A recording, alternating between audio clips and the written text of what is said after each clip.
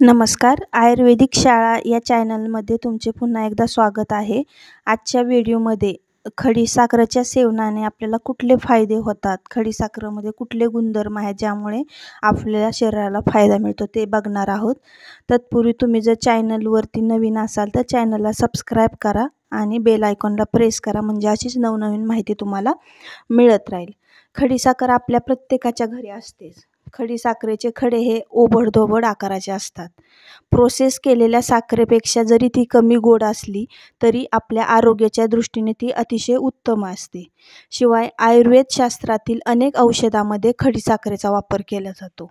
सर्दी असेल, जुनाट खोकला, घशातील खवखव, कफविकार, तोंडातील रोगजंतू, मानसिक ताण, तोंडाची दुर्गंधी, मूळव्याधी अशा अनेक व्याधींवर साखर ही खूप उपयुक्त ठरते. खोकला सुरू झाल्यावर तोंडात खडीसाखरेचा तुकडा ठेवला असता आपल्याला थोडा वेळ खोकला थांबेल. आणि खडीसाखर ही चावून खाऊ नका, फक्त तोंडात ठेवून तिचे पाणी गिळत राहा, ज्यामुळे तुमचं घशाचं इन्फेक्शन ही कमी होईल.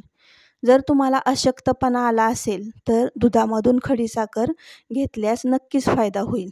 अशक्त लोकांनी तर नेहमी त्यांच्याजवळ खडीसाखर ठेवावी, ज्यामुळे जेव्हा अचानक त्यांना थकवा जाणवेल तेव्हा खडीसाखर तोंडात टाकावी. खडीसाखर हे बडीशेपसोबत वापरल्यास तो एक चांगला माउथ फ्रेशनर देखील होतो. शिवाय तोंडातील दुर्गंधीपासून मुक्ती होण्यास सुद्धा प्रभावी औषध आहे.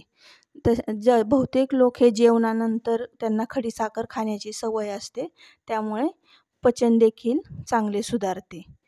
जेवणानंतर अथवा 2 जेवणामध्ये जर तुम्ही खडीसाखरेचे पाणी पिला तर तुम्हाला तुमचा दृष्टीदोषही कमी होतो. शिवाय मोतीबिंदूपासून तुमचा बचाव होऊ शकतो.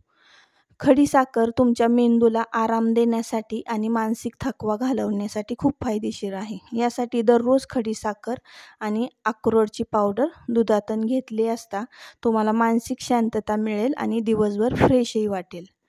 खडीसाखर काही प्रमाणात ॲसिडिटीच्या समस्येवर नियंत्रण ठेवते. आम्लपित्तामुळे उद्भवणारी मळमळ आणि उलट्याची संवेदना दूर करण्यास मदत करते. ज्यांना छातीत जळजळीचा त्रास होत असेल, गॅस किंवा पोटाच्या समस्या आहेत, त्यांच्यासाठी खडीसाखर खूप उपयुक्त ठरू शकते. जर तुम्हालाही अशी काही समस्या असेल तर तुम्ही खडीसाखरेचे खडे नक्की खाण्यास वापरले तर ही समस्या तुमची कमी होईल.